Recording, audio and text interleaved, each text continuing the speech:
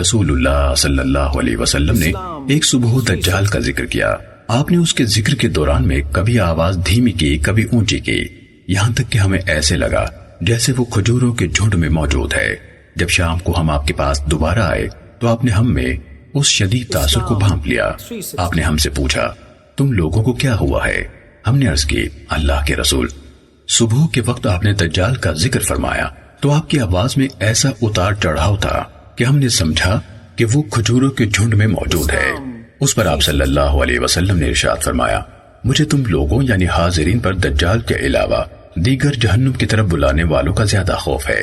اگر وہ نکلتا ہے اور میں تمہارے درمیان موجود ہوں تو تمہاری طرف سے اس کے خلاف اس کی تکذیب کے لیے دلائل دینے والا میں ہوں گا، اور اگر وہ نکلا اور میں موجود نہ ہوا تو ہر آدمی اپنی طرف سے حجت قائم کرنے والا خود ہوگا، اور اللہ ہر مسلمان پر میرا خلیفہ یعنی خود نگہبان ہوگا۔ وہ گچھے دار بالوں والا ایک جوان شخص ہے، اس کی ایک آنکھ بے نور ہے۔ میں ایک طرح سے اس کو عبد العزہ بن قطن سے تشبیہ دیتا ہوں۔ تم میں سے جو اسے پائے تو اس کے سامنے سورہ کہف کی ابتدائی آیات پڑھے۔ وہ عراق اور شام کے درمیان ایک راستے سے نکل کر آئے گا، وہ دائیں طرف بھی تباہی مچانے والا ہوگا اور بائیں طرف بھی۔ اے اللہ کے بندو، تم ثابت قدم رہنا۔ ہم نے عرض کی، اللہ کے رسول، زمین میں اس کی سرعت رفتار کیا ہوگی؟ آپ نے فرمایا، بادل کی طرح جس کے پیچھے ہوا ہو۔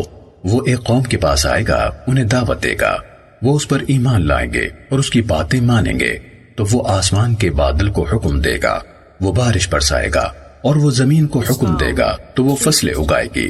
شام کے اوقات میں ان کے جانور چراگاہوں سے واپس آئیں گے تو ان کے کوہان سب سے زیادہ اونچے اور تھن انتہائی زیادہ بھرے ہوئے اور کوکھیں پھیلی ہوئی ہوں گی۔ پھر ایک اور قوم کے پاس آئے گا اور انہیں بھی دعوت دے گا، وہ اس کی بات ٹھکرا دیں گے، وہ انہیں چھوڑ کر چلا جائے گا تو وہ قحط کا شکار ہو جائیں گے۔ ان کے مال مویشی میں سے کوئی چیز ان کے ہاتھ میں نہیں ہوگی۔ وہ دجال بنجر زمین میں سے گزرے گا تو اسے کہے گا اپنے خزانے نکال، تو اس بنجر زمین کے خزانے اس طرح نکل کر اس کے پیچھے لگ جائیں گے جس طرح شہد کی مکھیوں کی رانیاں ہیں۔ پھر وہ ایک بھرپور جوان کو بلائے گا اور اسے تلوار مار کر یکبارگی دو حصوں میں تقسیم کر دے گا، جیسے نشانہ بنائے جانے والا ہدف یکدم ٹکڑے ہو گیا ہو۔ پھر وہ اسے بلائے گا تو وہ زندہ ہو کر دیکھتے ہوئے چہرے کے ساتھ ہنستا ہوا آئے گا۔ وہ دجال اسی عالم میں ہوگا جب اللہ تعالیٰ مسیح بن مریم علیہ السلام کو مبعوث فرما دے گا۔ وہ دمشق کے حصے میں ایک سفید مینار کے قریب دو کیسری کپڑوں میں دو فرشتوں کے کندھوں پر ہاتھ رکھے ہوئے اتریں گے۔ جب وہ اپنا سر جھکائیں گے تو قطرے گریں گے، اور سر اٹھائیں گے تو اس سے چمکتے موتیوں کی طرح پانی کی بوندیں گریں گی۔ کسی کافر کے لیے جو آپ کی سانس کی خوشبو پائے گا، مرنے کے سوا کوئی چارہ نہیں ہوگا۔ ان کی سانس کی خوشبو وہاں تک پہنچے گی جہاں تک ان کی نظر جائے گی۔ آپ علیہ السلام اسے ڈھونڈیں گے تو اسے لد کے دروازے پر پائیں گے اور اسے قتل کر دیں گے۔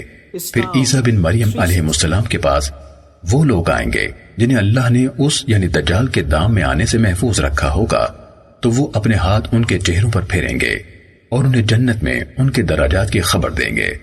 وہ اسی عالم میں ہوں گے کہ اللہ تعالیٰ عیسیٰ علیہ السلام کی طرف وحی فرمائے گا، میں نے اپنے پیدا کیے ہوئے بندوں کو باہر نکال دیا ہے، ان سے جنگ کرنے کی طاقت کسی میں نہیں، میری بندگی کرنے والوں کو اکٹھا کر کے طور کی طرف لے جائیں، اور اللہ یاجوج ماجوج کو بھی بھیج دے گا۔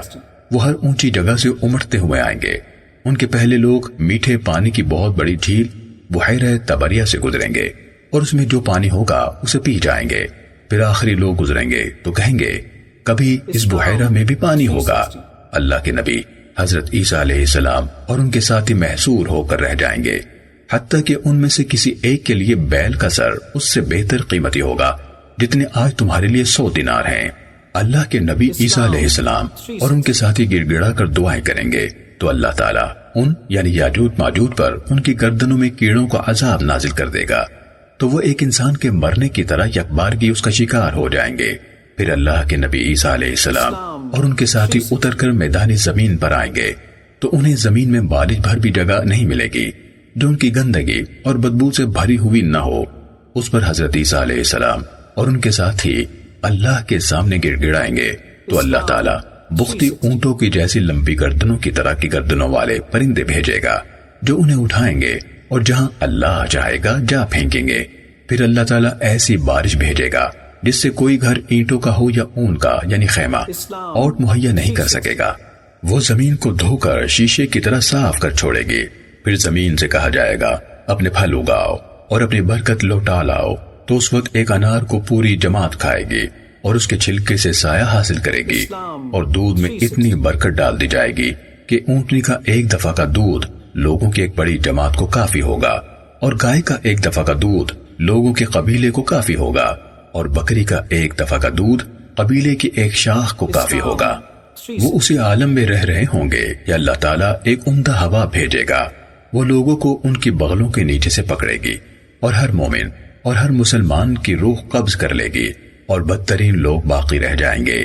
وہ گدھوں کی طرح برسر عام آپس میں اختلاط کریں گے، تو انہی پر قیامت قائم ہوگی۔ صحیح مسلم حدیث نمبر 7373۔